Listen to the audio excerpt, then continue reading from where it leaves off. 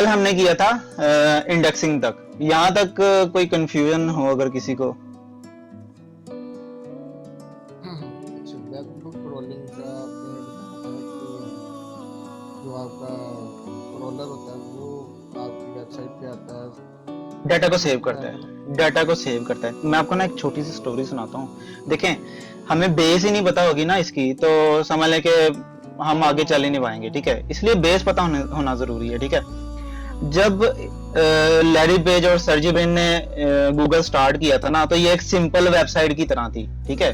Basically Google एक website ही है, ठीक है। जिस तरह से एक वेबसाइट होती है ना, उसके डिफरेंट वेब पेजेस होते हैं, और वेबसाइट जो है ना, वो डिफरेंट वेब पेजेस के मिक्सचर को कहते हैं, कि ज्यादा सारे वेब पेजेस मिला करके एक कंप्लीट वेबसाइट बनाते हैं। तो गूगल एक कंप्लीट वेबसाइट है।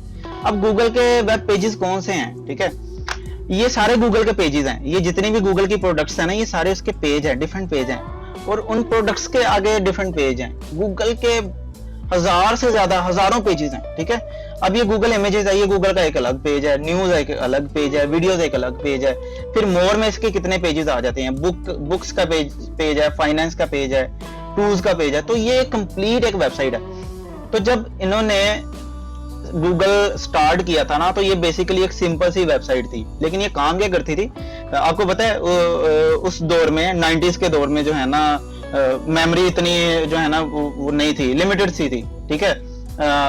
फ्लॉपी डिस्क का दौर था, ठीक है। तो डाटा सेव उस टाइम पे समझ लें कि सबसे ज्यादा जो कैपेबिलिटी थी ना डाटा सेविंग की, वो इनके पास थी, ठीक है। डाटा को ये सेव करते थे, ठीक है। इन्होंने ज्यादा सारी जो है ना, उस दौर की खैर मेमोरी मैंने आपको बताया कि फ्लॉपी डिस्क या इसी तरह की होती रही है, ठीक है।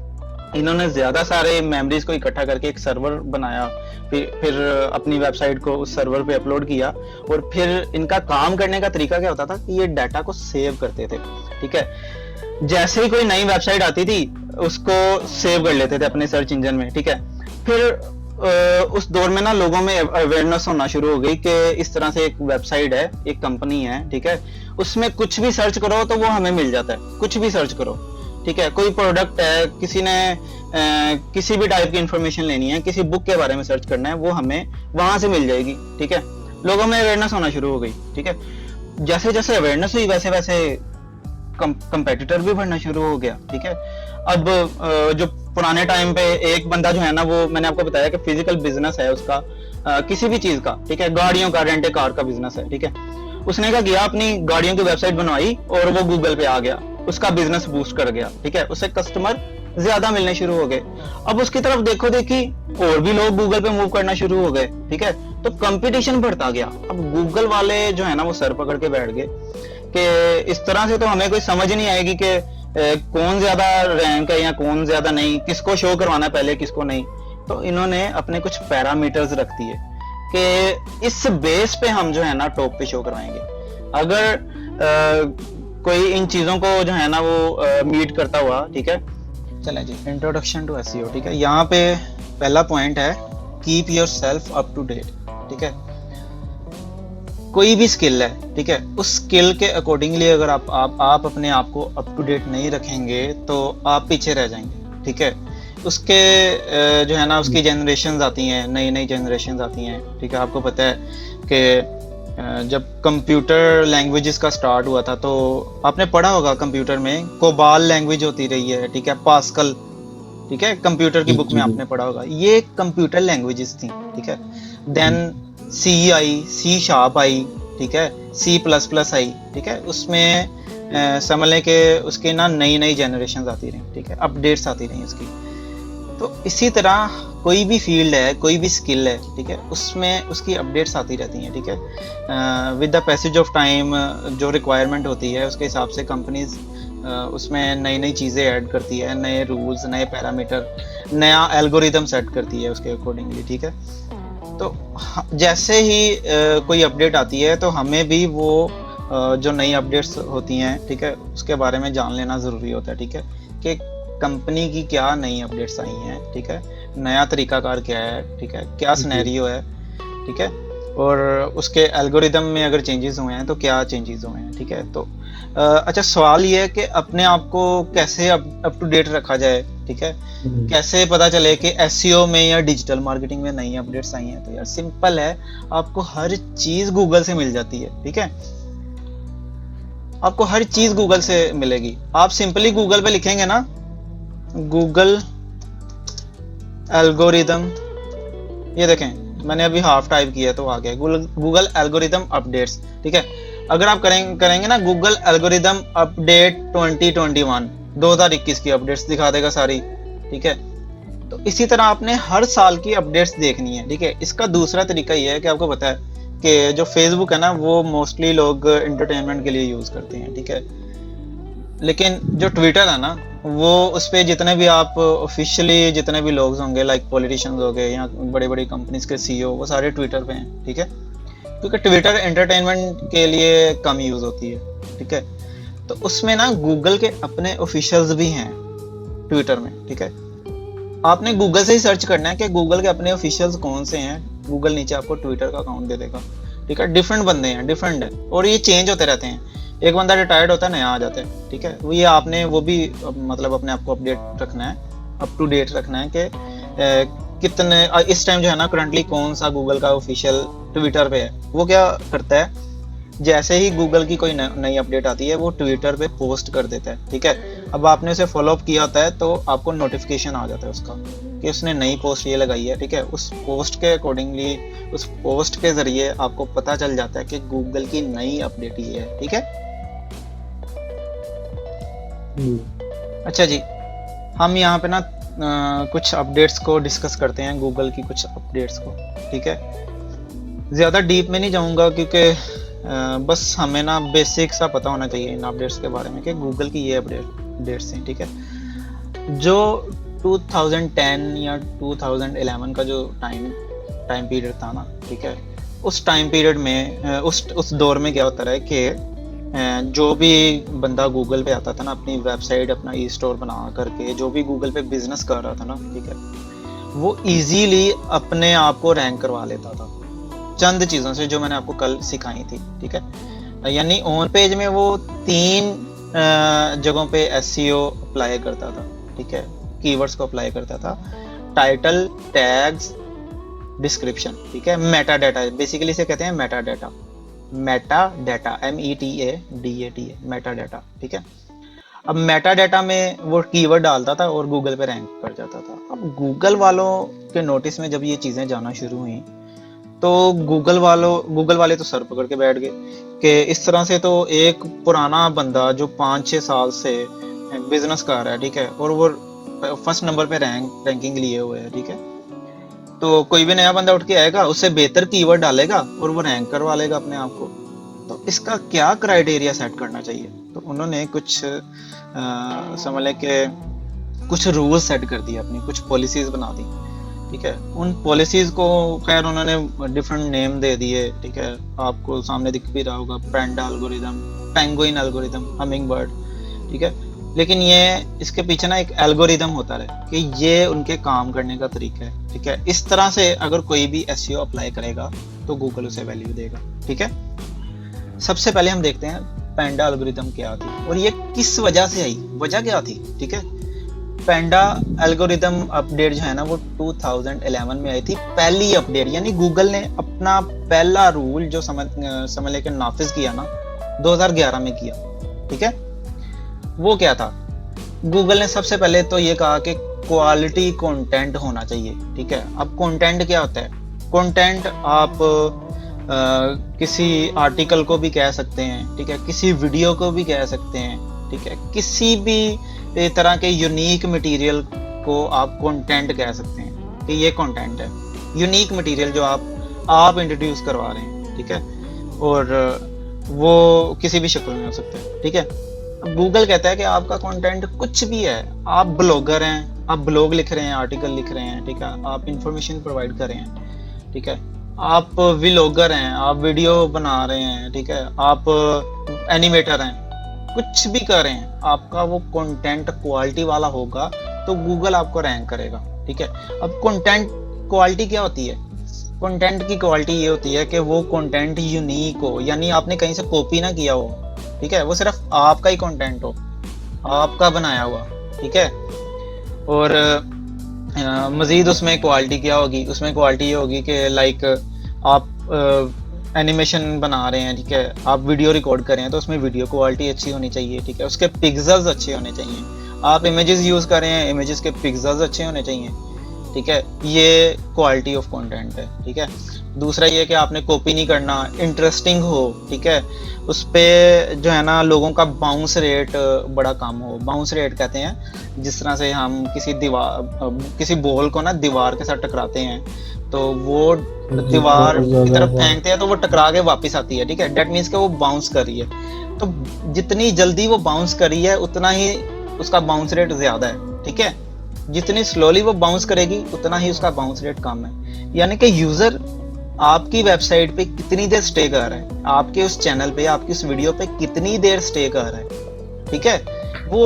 वो ऐसा तो नहीं कि आपका कंटेंट ऐसा है कि वो देखते ही कह रहा है कि ये क्या फजूल कंटेंट है और वो साथ ही लीव कर जाता है, ठीक है। दैट मीन्स कि आपका बाउंस रेट बहुत ज्यादा है, आपका कंटेंट क्वालिटी का नहीं है, ठीक है जी। दूसरी चीज आ जाती है कीवर्ड डेंसिटी, ठीक है, ये मेन अपडेट थी गूगल की, मेन रिक्वायरमेंट थी कीवर्ड डेंसिटी, ठीक है।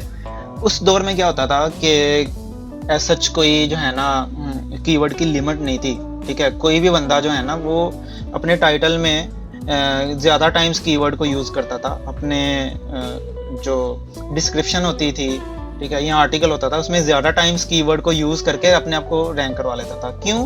क्योंकि लोगों को ना एक चीज समझ आना शुरू हो गई थी गूगल की, कि गूगल का जो एल्गोरिदम है ना वो इस तरह से काम करता है कि जो गूगल का क्रॉलर है ना, जो गूगल का रोबोट है, वो कीवर्ड्स को मैच करता है और वो देखता है कि लेट्स सपोज यहाँ पे ना एक कीवर्ड है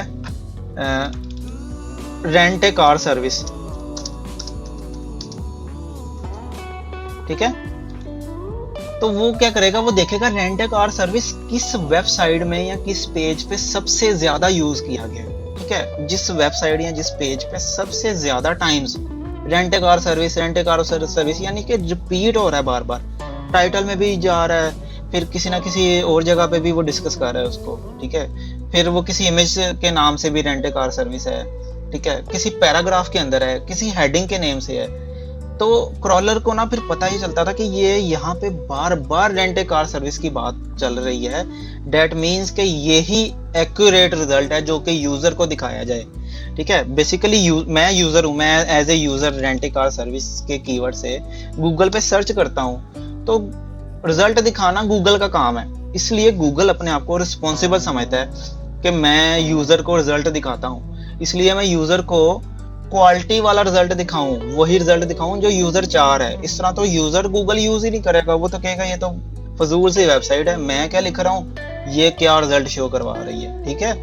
तो उसके लिए मतलब जब गूगल के नोटिस में आया कि लोग बेतहाशा जो है ना वो कीवर्ड्स को यूज करते हैं, कोई मतलब उसकी लिमिट ही नहीं है, वो टाइटल में भी यूज करते हैं, 3-3 दफा यूज करते हैं, क्योंकि उन्हें ये पता है कि गूगल का जो रोबोट है ना, क्योंकि मैनुअली तो काम हो नहीं रहा था, ठीक है, सारा एआई ही हैंडल कर रहा था।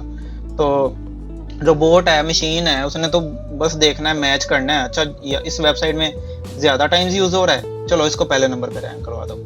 उस दौर में ये होता था।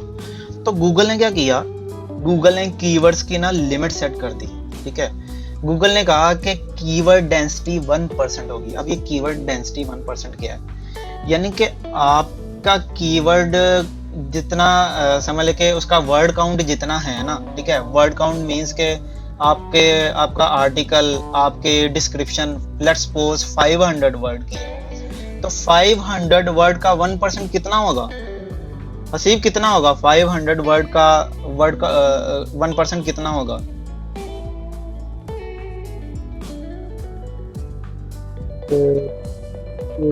फाइव टाइम्स होगा यार, सिंपल है, 5 टाइम्स, 5 दफा, ठीक है, 5% होगा ना। हाँ 5 टाइम्स, 5% नहीं, 5 टाइम्स, ठीक है, 5 दफा। इसी तरह अगर 1000 वर्ड हैं तो उसका 1% 10 टाइम्स होगा। डेट मीन्स हमें ये पता चला कि गूगल कहता है अगर जी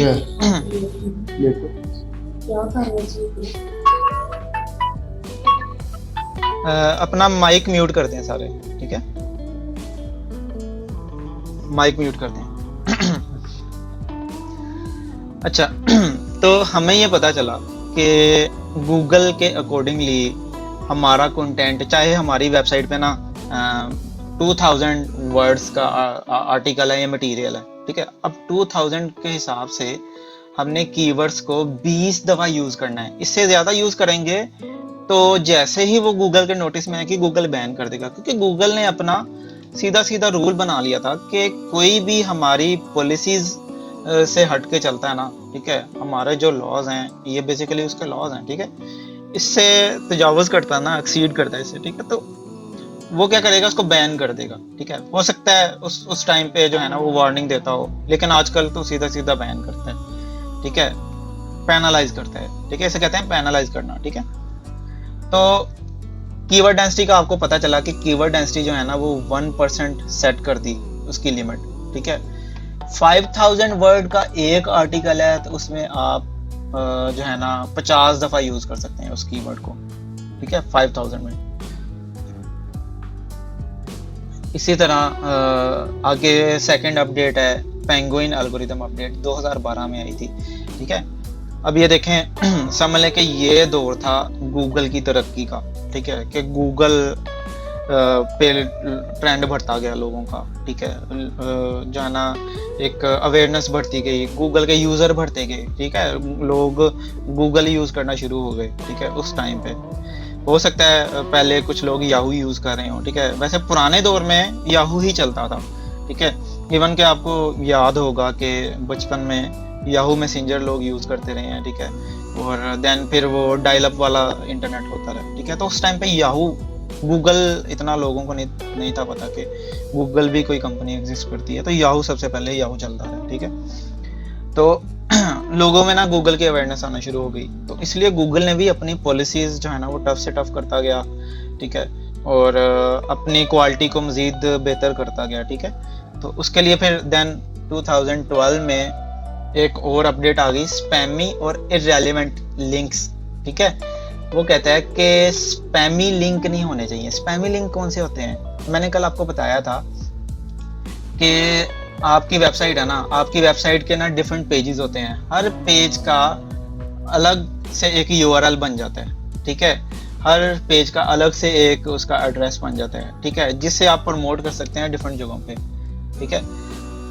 उस यूआरएल को आपने डिफरेंट जगहों पे प्रमोट करना है, ठीक है, और वहाँ से रेफरेंस लिंक लेना है, ठीक है, डिफरेंट रेफरिंग डोमेन्स के ऊपर जाके उसे पब्लिश करना है, ठीक है, जिसे हम दूसरे अल्फाज में कहते हैं बैक लिंक्स, ठीक है, लिंक बिल्डिंग, लिंक्स बढ़ाना, ताल्लुकात बढ़ाना, ठीक है, आप लोगों के साथ जो है ना अपने ताल्लुकात बढ़ा रहे हैं, जान पहचान बढ़ा रहे हैं, ठीक है, डिफरेंट वेबसाइट्स के साथ। अब देखें यहाँ पे मेरी अपनी वेबसाइट है डिजिटल मार्केटिंग की, तो मैं ना डिजिटल मार्केटिंग वाली डिफरेंट दूसरी वेबसाइट्स पे जाके अपनी वेबसाइट का वहाँ पे लिंक जनरेट करूँगा, ठीक है, वहाँ पे लिंक लगा दूंगा, ठीक है।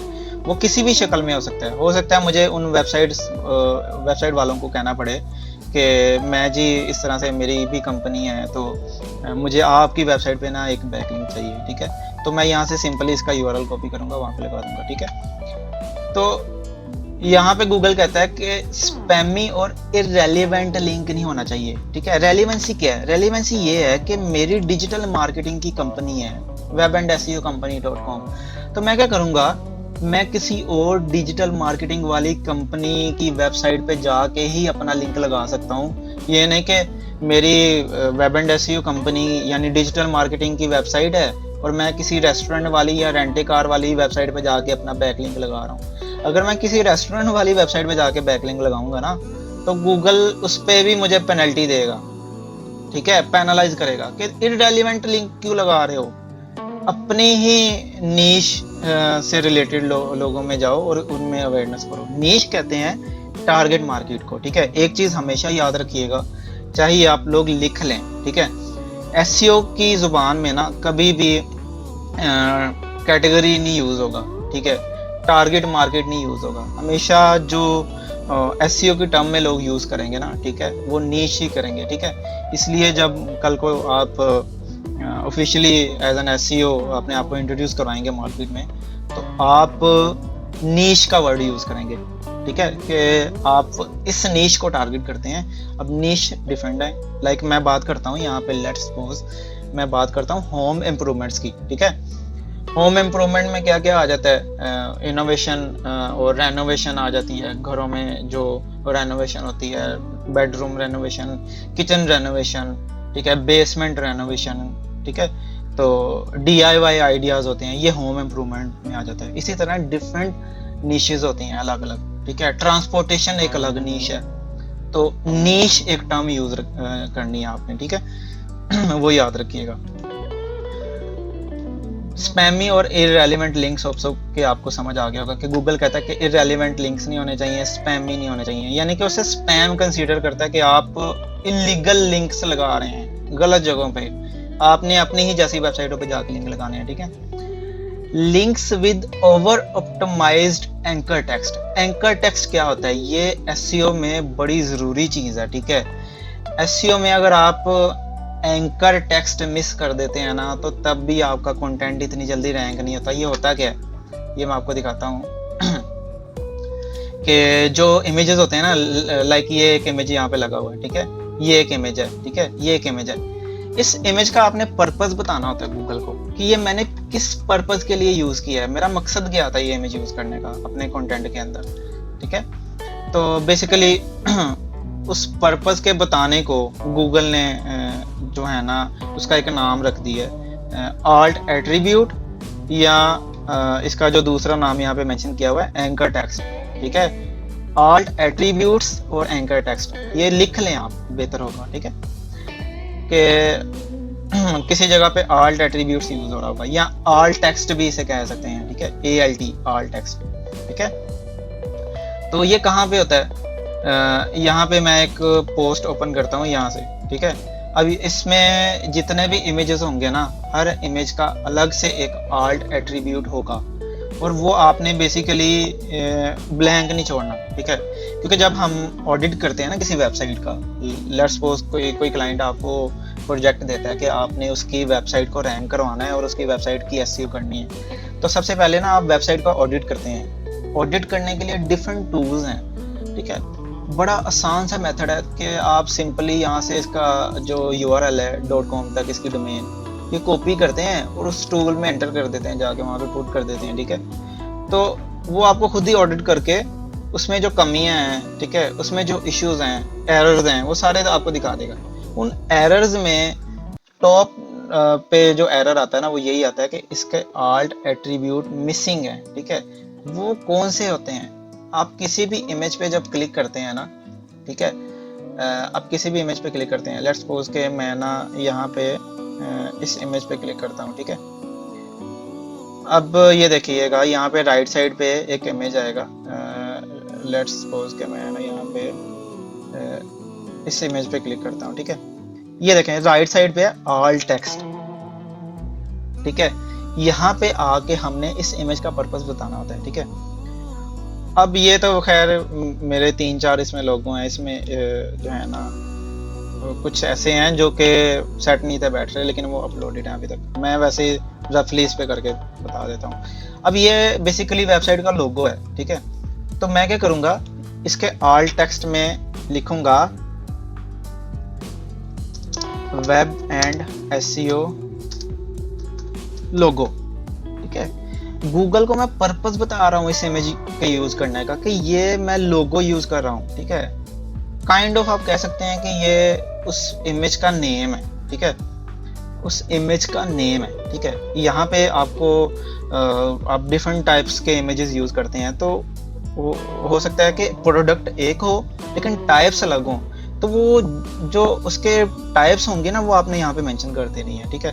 लेट्स सपोज आपको एक सिंपल सी एक एग्जांपल देता हूँ, ठीक है, कि सेम जो चावल है उसी से बिरयानी बनती है और उसी से पुलाव बन जाता है, ठीक है। तो लेट्स सपोज आप पुलाव वाला इमेज यूज करते हैं और उसके जो है ना उस इमेज के पीछे बैकएंड पे आप आल्ट टेक्स्ट में यहाँ पे लिख देते हैं बिरयानी, लेकिन वो बिरयानी नहीं होगी, वो पुलाव होगा।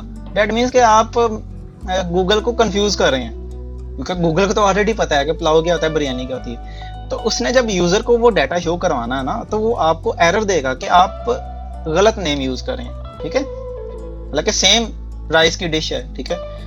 तो आपने एक्चुअली उसके जो वैल्यू है ना वो यहाँ पे देनी होती है आल्ट एट्रीब्यूट में, और ये आपने मिस नहीं करना होता, ठीक है। यहाँ पे सिलेक्ट करना है और ये सिंपली आ गया। वैसे इसे मैं जो है ना सेव नहीं करता, ऐसे चेक करवा रहा हूँ, ठीक है। तो आल्ट एट्रीब्यूट इमेजेस के यहाँ पे आपने मेंशन करने होते हैं। तो गूगल यहाँ पे क्या कह रहा है, links with over optimized anchor text, ठीक है। एंकर टेक्स्ट मैंने आपको बताया कि एंकर टेक्स्ट क्या होता है, यहाँ आल्ट एट्रीब्यूट या आल्ट टेक्स्ट क्या होता है। गूगल कहता है कि ओवर ऑप्टिमाइज नहीं होना चाहिए। ओवर ऑप्टिमाइजेशन क्या होती है, किसी चीज को चाहे वो गूगल के रूल्स के मुताबिक आप कर रहे हैं, लेकिन आप उससे ज्यादा जो है ना ज्यादा तादाद में कर रहे हैं, ठीक है। आपने कोई लिमिट नहीं सेट की, ठीक है, चाहे आप रूल्स फॉलो करें, ठीक है। अब यहाँ पे एक इमेज है ये वाला लोगो वाला, ठीक है। यहाँ पे मैंने इसका आल्ट एट्रीब्यूट लोगो दे दिया, ठीक है। अब मैं क्या करूँगा, और भी 3-4 इमेजेस होंगे, लेट्स सपोज ये वाला इमेज है, ठीक है। इसमें भी जाके, ठीक है, अब इसमें ये देखें अल्टरनेटिव टेक्स्ट, यानी कि ये आल्ट टेक्स्ट है, अल्टरनेटिव टेक्स्ट, ठीक है। यहाँ पे जाके सेम अगर मैं वेब एंड एसईओ कंपनी या वेब एंड एसईओ लोगो लिख देता हूँ तो दोनों आल्ट एट्रीब्यूट सेम हो जाएंगे। डेट मीन्स कि मैं ओवर ऑप्टिमाइजेशन कर रहा हूँ, ठीक है। जहाँ पे मुझे यूज करना चाहिए था वहां तो मैं यूज कर ही कर रहा हूँ, लेकिन मैं इस लालच में कि मेरा ये कीवर्ड है, ठीक है। बेसिकली ना इसमें कीवर्ड आते हैं, आप यहाँ पे कीवर्ड यूज कर सकते हैं। लाइक ये मेरी वेबसाइट है डिजिटल मार्केटिंग की, तो मैं यहाँ पे कीवर्ड यूज कर सकता हूँ वेब एंड एसईओ सर्विस, ठीक है। अब यही कीवर्ड, ये बेसिकली मेरा एक कंप्लीट कीवर्ड है, ठीक है। इसे लॉन्ग टेल कीवर्ड कहते हैं, ठीक है।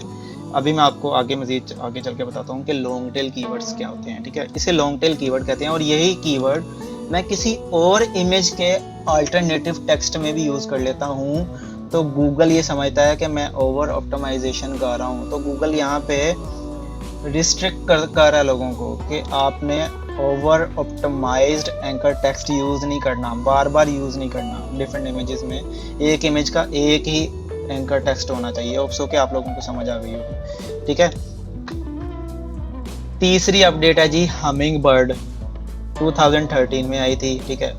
अब एक चीज आप याद रखिएगा, सबसे पहली जो अपडेट आई थी ना 2011 में, ठीक है, क्वालिटी कंटेंट की और कीवर्ड डेंसिटी की, यही अपडेट बार बार रिपीट कर रहा होगा गूगल। यानी कि गूगल इस बात पे जोर दे रहा है, बार बार लोगों के साथ जो है ना सरखपाई कर रहा है और लोगों को कह रहा है कि इस तरह से नहीं, इस तरह से चलोगे तो फिर मैं वैल्यू दूंगा, ठीक है, फिर मैं रैंकिंग बेहतर करूंगा, ठीक है। बार बार देखिएगा वर्डिंग चेंज होगी लेकिन बात एक ही कर रहा होगा, ठीक है। जैसे कि यहाँ पे वो कह रहा है कीवर्ड स्टफिंग, यानी कि कीवर्ड डेंसिटी 1%। यहाँ पे जब लोगों को कीवर्ड डेंसिटी का पता चलना शुरू हो गया था तो फिर उसने नेक्स्ट टर्म क्या यूज की, कीवर्ड स्टफिंग। बात सेम ही है कि वो कह रहा है कीवर्ड स्टफिंग नहीं करनी, ठीक है। ज्यादा कीवर्ड जो है ना डेंसिटी उनकी बढ़ानी नहीं, जो गूगल ने अलाउ किया वही यूज करनी है, ठीक है। तो कीवर्ड स्टफिंग से जो है ना वो आपने इस्तेमाल करना है, और कीवर्ड स्टफिंग नहीं करनी है। अपनी कोई कंटेंट है या डिस्क्रिप्शन है या आपका टाइटल है, ज्यादा टाइम्स कीवर्ड को यूज नहीं करना वहां पे, ठीक है। फिर सिंपली एक बात कर रहा है लो क्वालिटी कंटेंट, वही बात आ गई जैसे 2011 में की थी कि क्वालिटी कंटेंट होना चाहिए। यहाँ पे वो कह रहा है कि लो क्वालिटी कंटेंट ना हो, ठीक है। आपके कंटेंट की क्वालिटी अच्छी होगी तो ही वो आपको फर्स्ट नंबर पे रैंक करवाएगा, ठीक है। 2014 में एक अपडेट आई थी मोबाइल के नाम से, ठीक है। और आपको भी पता है कि जो 2013 या 2014 या 2015 का जो दौर था वो स्मार्टफोन्स का दौर था, ठीक है। लोगों में स्मार्टफोन्स की अवेयरनेस आना शुरू हो गई थी, लोग स्मार्टफोन्स बाय करना शुरू हो गए थे, ठीक है। आपको पता है कि उस दौर में कंपटीशन बड़ा बढ़ गया था, क्यू मोबाइल आ गया और स्मार्टफोन्स वाली कंपनीज ने ना सस्ते सस्ते मॉडल निकालना शुरू कर दिए। तो उससे क्या हुआ कि गूगल का जो डेस्कटॉप का जो यूजर था ना, जो कंप्यूटर या लैपटॉप यूज करता था, वो स्विच कर गया मोबाइल की तरफ, ठीक है। अब गूगल वाला को टेंशन आना शुरू हो गई कि हमारे तो मतलब जितने भी पैरामीटर्स हैं वो सारे सेट हैं हमारे लैपटॉप के यूजर के हिसाब से या डेस्कटॉप यूजर के हिसाब से, ठीक है। तो और अभी जो है ना वो मार्केट में यूज़र जितना भी है वो मोबाइल यूज़र आना शुरू हो गया, ठीक है। तो उसके लिए क्या करना चाहिए? उसके लिए गूगल ने कहा कि बेसिकली गूगल ने खुद कुछ भी नहीं था करना, अपने सिर्फ थोड़ा सा एल्गोरिदम थोड़ा सा उन्होंने चेंज करना था, ठीक है। बाकी उन्होंने एक नया लॉ बना देना था और लोगों को कहना था कि अब इस तरह से चलो, पहले वैसे चल रहे थे अब वैसे चलो, ठीक है। तो उन्होंने ये कहा कि lack of mobile version of the page, ठीक है, यानी कि आपका जो मोबाइल, आपका जो वेब पेज है, ठीक है, वो आपके मोबाइल में भी वैसे ही काम करे, उसकी फंक्शनैलिटी वैसे ही काम करती हो जैसे कि वो डेस्कटॉप में कर रही है, ठीक है। लैक ऑफ मोबाइल वर्जन ना हो, ठीक है, यानी कि उसकी रिस्पॉन्सिवनेस अच्छी होनी चाहिए, ठीक है। लेट्स सपोज कि मैं यहाँ से क्या करता हूँ, किसी भी वेबसाइट को खोल लेता हूँ, ठीक है। मैं वेब एंड एसईओ कंपनी को ही खोल लेता हूँ, ठीक है। अब मैं देखूंगा ये इतने साइज में तो बिल्कुल ठीक चल रही है, ठीक है। ये एक डेस्कटॉप का साइज है, ठीक है। आपको पता है कि हर लैपटॉप का साइज अलग होता है, 14 इंच का होता है, ठीक है, 18 इंच का होता है, 22 इंचेस के होते हैं, ठीक है, डिफरेंट। तो क्या ये वेबसाइट हर लैपटॉप के स्क्रीन साइज में सेम तरह इसके फंक्शंस काम करेंगे, सेम तरह खुलेगी? क्या ये अपने आप को ऑटोमेटिकली एडजस्ट कर लेगी, ठीक है। और यही वेबसाइट जब मोबाइल में चली जाएगी, एक मोबाइल की स्क्रीन पे जाएगी, तो क्या ये सारी ऑप्शंस जितनी भी ऊपर नजर आ रही हैं ये वैसे ही मोबाइल में दिखेंगी? क्या ये काम भी कर रही होंगी वहां पे कि नहीं, ठीक है। तो बेसिकली गूगल ने लोगों को रिस्ट्रिक्ट कर दिया इस चीज़ पे कि आपने सिर्फ डेस्कटॉप का ख्याल नहीं करना, अब मोबाइल को भी अगर आपने नई वेबसाइट्स बनानी है, या ऑलरेडी वो लोग जो पहले से वेबसाइट्स बना चुके हैं, ठीक है, वो अपने डेवलपर्स को बोल के उसमें जो मोबाइल की रिस्पॉन्सिवनेस है ना वो भी ऐड करवाएं, ताकि वो मोबाइल पे भी सही चले। क्योंकि गूगल को एक चीज़ का पता चल गया था कि अब मोबाइल का यूज़र बढ़ना शुरू हो गया है, अब ज़्यादा लोग मोबाइल से गूगल यूज़ करते हैं, ठीक है, मोबाइल से वेबसाइट्स को यूज़ करते हैं। तो वेबसाइट जो है ना वो मोबाइल में भी वैसे ही काम करें जैसे डेस्कटॉप पे काम कर रही हैं, ठीक है। उसके लिए मतलब आप खुद भी देख सकते हैं, लाइक आप क्रोम से यहाँ से इसे करते हैं इंस्पेक्ट एलिमेंट, तो यहाँ पे भी आपको दिखा देता है कि ये मोबाइल पे कैसे ओपन होगी, ठीक है। यहाँ पे एक आइकन आ रहा है, ठीक है, ये बेसिकली इसका कोड दिखा देता है कि ये इस कोड में बनी हुई है, ठीक है। ये सारा जावास्क्रिप्ट और PHP लगी हुई है, ठीक है। अच्छा जी, ये देखें मोबाइल में ये ऐसे ओपन होगी, ठीक है, ये देखें। अब ये किस स्क्रीन का मोबाइल है? 540 मल्टीप्लाई बाय 720, ठीक है। यहाँ से मैं चेंज भी कर सकता हूँ। लेट्स सपोज मैं कहता हूँ कि ये आईपैड में किस तरह से दिखेगी, ऐसे, ठीक है। आईफोन X में किस तरह से दिखेगी, इस तरह से। तो ये आप देख सकते हैं कि जैसे ही मैं इसका साइज चेंज करता हूँ ये अपने आप को एडजस्ट कर लेती है, ठीक है, अपने आप को एडजस्ट कर लेती है किसी भी स्क्रीन में। अच्छा, अब और क्या वो बात कर रहा है, वो कह रहा है पुअर मोबाइल यूजेबिलिटी। इसकी यूजेबिलिटी ठीक है कि नहीं, ठीक है। यूजेबिलिटी क्या होगी कि मैं यहाँ पे ना, मुझे पता है कि वहाँ पे मेरे ऊपर ऑप्शंस आ रही थी, होम स्क्रीन, होम का वो पेज आ रहा था और डिफरेंट पेजेस आ रहे थे। अब यहाँ पे वो गायब हो गए हैं, ठीक है। वहाँ पे मैं आइकन पे इसके लोगो पे क्लिक करता था तो वेबसाइट जो है ना वो रिफ्रेश हो जाती थी, ठीक है, वापस फिर होम पेज पे आ जाती थी। तो यहाँ पे भी काम करिए कि नहीं, मैं क्लिक करूँगा तो ये देखें दोबारा से उसी के होम पेज पे आ जाएगी, ठीक है। अब वो ये देखें दोबारा से लोड होके तो उसी होम पेज पे ही आ जाएगी वापस, ठीक है। अब उसमें जो ऊपर मुझे जो है ना इसके पेजेस शो हो रहे थे मोबाइल की स्क्रीन में, कहाँ पे शो होंगे, वो काम भी कर रहे होंगे सही कि नहीं कर रहे होंगे, ठीक है। तो वो मैं यहाँ से देख सकता हूँ, ठीक है।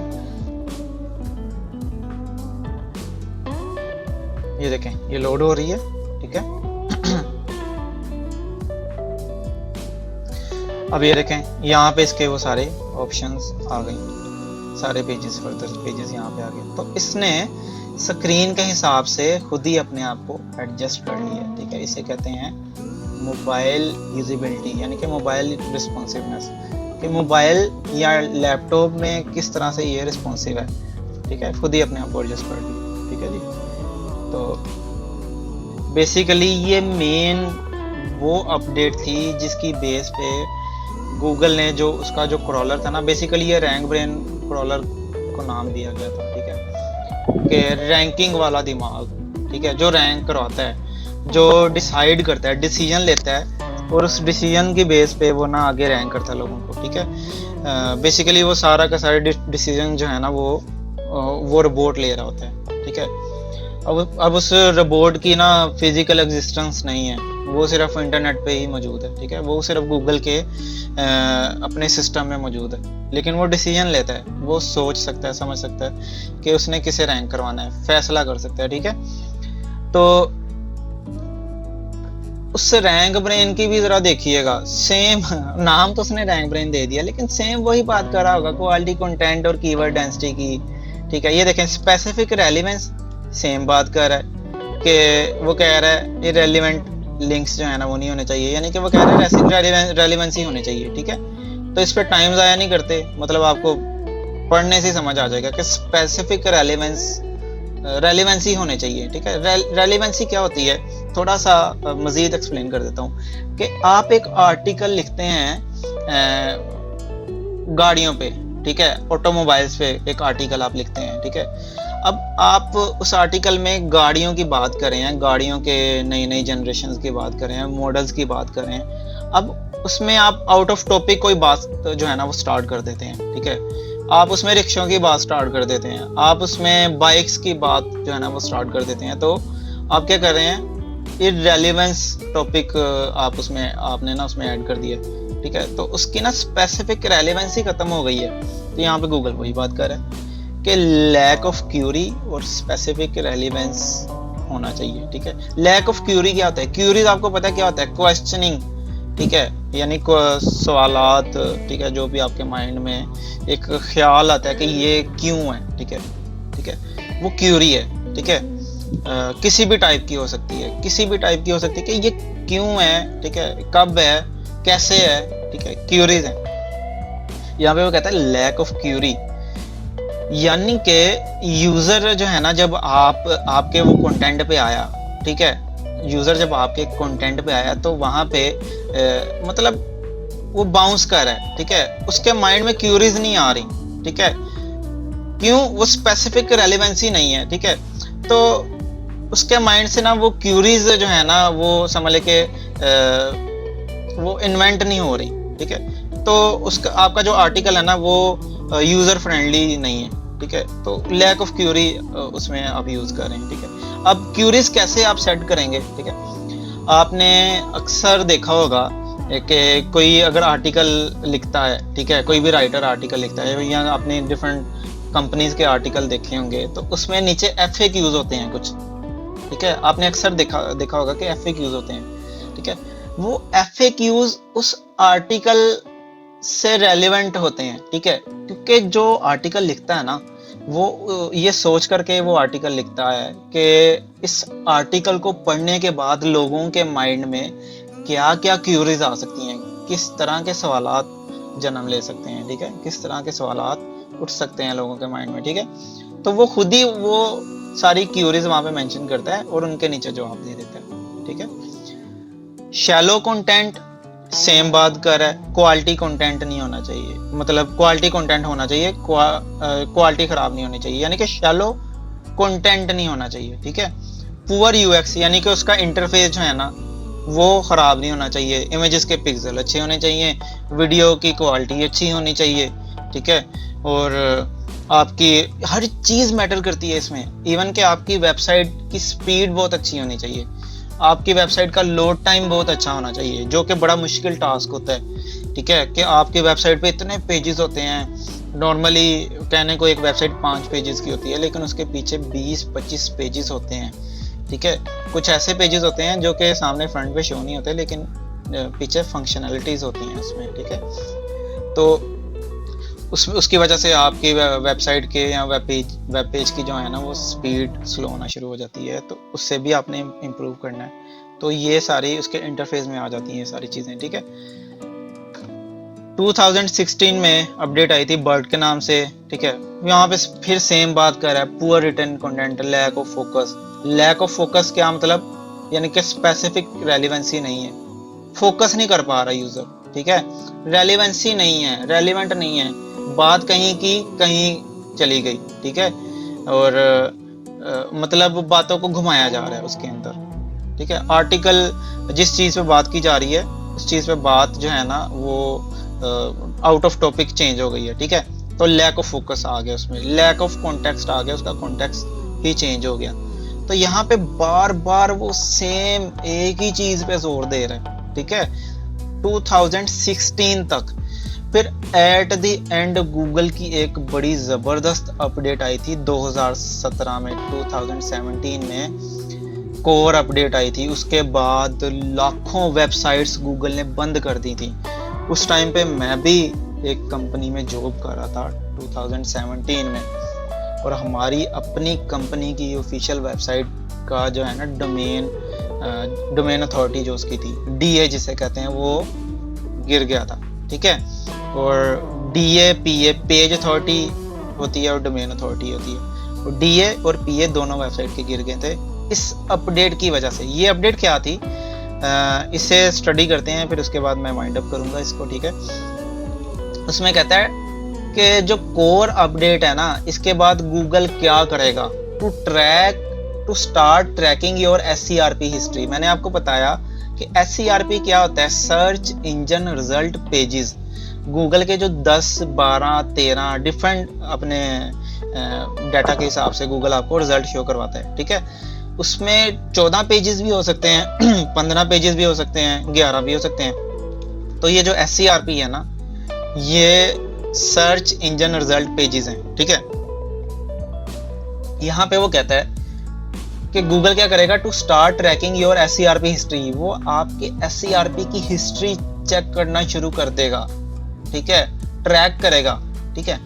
SERP की हिस्ट्री क्या होती है, SERP की हिस्ट्री ये होती है कि आपका कीवर्ड जो है ना वो गूगल में रैंक कर गया, रेंट ए कार सर्विस। ये कितने नंबर पे रैंक कर है, पहले पेज पे है, दूसरे पे है, तीसरे पे है, छठे पेज पे है, ये किस पेज पे रैंक कर है वो गूगल चेक करेगा। अगर ये छठे पेज पे है तो गूगल जो है ना वो देखेगा कि ये छठे पेज से 5वें पेज पे क्यों नहीं आ रहा, ये चौथे पेज पे, 4th पेज पे क्यों नहीं आ रहा, ये फर्स्ट पेज पे क्यों नहीं आ रहा, क्या वजह हो रही है, इसके बैकएंड पे काम नहीं अच्छा हो रहा, क्वालिटी का काम नहीं हो रहा, या कोई ना कोई इशू है, ठीक है। तो अगर तो आपकी वो रैंकिंग बेहतर नहीं हो रही तो गूगल इसे छठे से उठा के 7वें 8वें पेज पे फेंक देगा, ठीक है, क्योंकि वो आपकी SERP की हिस्ट्री को चेक करेगा, ट्रैक करेगा कि आप डे बाय डे इम्प्रूव कर रहे हैं कि नहीं कर रहे, ठीक है। बड़ा स्ट्रिक्ट कर दिया उसने, बड़े टफ जो है ना उसके रूल्स आ गए गूगल के 2017 में। लॉन्च रैंक ट्रैकर, यानी कि वही बात कर रहा है कि रैंक ट्रैकर के जरिए वो आपकी रैंकिंग चेक करेगा कि आपके कीवर्ड की क्या रैंकिंग चल रही है, ठीक है, कौन से पेज पे है। Go to target keywords, rank tracking same बात कर रहा है कि रैंक ट्रैकिंग करेगा, ठीक है, रैंक चेक करेगा। SERP एनालिसिस करेगा, जितने भी SERP के पेजेस हैं, जो रिजल्ट पेजेस हैं, उनका एनालिसिस करेगा, उन्हें चेक करेगा कि आपके कीवर्ड जो है ना वो कौन से पेज पे हैं, ठीक है, और वो कहीं फ्लक्चुएट तो नहीं कर रहे, कहीं पहले से दूसरे पेज पे, दूसरे से पहले पे तो नहीं आ रहे बार बार, क्योंकि अगर आपका लो क्वालिटी का कंटेंट होता है ना तो आपके कीवर्ड्स फ्लक्चुएट करना शुरू हो जाते हैं। कभी वो दूसरे पेज पे आता है, नेक्स्ट डे आप चेक करेंगे, रैंकिंग चेक करेंगे, वो 3rd पेज पे होगा, फिर नेक्स्ट डे आप चेक करेंगे वो वापस 2nd पेज पे आ जाएगा। तो वो फ्लक्चुएशन जो आती है ना इसमें, डेट मीन्स कि कहीं ना कहीं कोई गड़बड़ है, ठीक है, कहीं ना कहीं आप की जो है ना वो चीज़ें इंप्रूव होने वाली हैं, ठीक है। तो वो एनालिसिस करेगा इसका पूरा, ठीक है जी। And click record SERP data, ठीक है। क्लिक रिकॉर्ड SERP क्या होता है, क्लिक रिकॉर्ड ये होता है कि आपके कीवर्ड रैंक तो कर गए हैं, उन पे क्लिक्स कितने आ रहे हैं, यानी कि आप पहले पेज पे आ गए हैं, क्या लोग आपका कंटेंट ऐसा है कि उस पे लोग क्लिक भी कर रहे हैं उस पे, उससे मुतासिर होके, ठीक है। अगर तो वो पहले पेज पे आ गया है और उस पे क्लिक्स ही नहीं आ रहे, ठीक है, मतलब आपने यहाँ पे डोंट फॉरगेट कि यहाँ पे बात आ जाती है आपके टाइटल की, कि आपका टाइटल कितना अट्रैक्टिव है, आपका जो आपकी मेटा डिस्क्रिप्शन है वो कितनी अट्रैक्टिव है, क्योंकि लोगों ने तो यही पढ़नी है ना। मैं रेंट ए कार सर्विस लिखूंगा तो मैं देखूंगा अच्छा टाइटल है rent a car service in Lahore, ठीक है, और देन उसकी डिस्क्रिप्शन रीड आउट करूंगा ठीक है, चांद tour is one of the best rent a car service provider in Lahore. तो मैं देखूंगा कि इसकी ये जो मेटा डिस्क्रिप्शन है ये कितनी अट्रैक्टिव है, कितनी अच्छी है। अगर ये मुझे अट्रैक्ट करेगी, मैं क्या करूंगा, इस पे क्लिक कर लूंगा और इनकी वेबसाइट पे स्विच कर जाऊंगा, ठीक है। तो यहाँ पे वो बात कर रहा है कि क्लिक रिकॉर्ड SCRP डाटा, वो आपका क्लिक रिकॉर्ड चेक करेगा, ठीक है। देन एंड में वो बात कर रहा है the tool will start tracking the top 30 SCRP positions of each of your keyword, ठीक है। आपके हर कीवर्ड की ना टॉप 30 SCRP पोजीशन, आपके टॉप 30 पोजीशन चेक करेगा। हर कीवर्ड की जो है ना वो 30 पोजीशन चेक करेगा, वो किस किस पेज पे गया, किस पेज पे वापस आया, फिर देन वो किस पेज पे कितनी देर स्टे करके रहा, ठीक है। आपको पता है कि ऐसा हरगिज नहीं होता कि आपका कीवर्ड एक दफा रैंक कर जाए, गूगल पे आ जाए, तो आप फिर सारी जिंदगी के लिए गूगल पे रैंक हो जाते हैं। नहीं, कोई और आएगा, आपसे बेहतर सर्विसेज देगा, आपसे बेहतर कंटेंट देगा और वो आपको नीचे छोड़ देगा, ठीक है। वो उसकी वेबसाइट आपसे भी ऊपर चली जाएगी, ठीक है। तो इसकी क्या वजह बनती है? इसकी वजह यही बनती है कि कोई ना कोई कंपेटिटर आ रहा है, बेहतर सर्विसेज दे रहा है या बेहतर SEO कर रहा है और वो आपसे ऊपर आ गया। उसमें फिर क्या होता है, उसमें आपका चेक एंड बैलेंस होता है कि आपने अपने SEO को ऑडिट करते रहना है कि मेरे कीवर्ड फ्लक्चुएट तो नहीं करे, कहीं पहली पोजीशन वाला दूसरी पोजीशन पे तो नहीं चला गया, ठीक है। अगर वो पहली पोजीशन पे ही उसको स्टेबल रखना चाहते हैं तो फिर उसके पीछे एक तो होता है ना कि आपने रैंकिंग के लिए SEO की है, ठीक है, आपने दिन रात उस पर काम किया। दूसरा ये होता है कि उसे स्टेबल रखने के लिए उस पर थोड़ा थोड़ा डे बाय डे, हर दिन थोड़ा SEO का काम करना पड़ता है, थोड़े उसके बैकलिंक्स जनरेट करने पड़ते हैं ताकि वो उसे स्टेबल रखें, ठीक है, लिंक जूस देते रहें।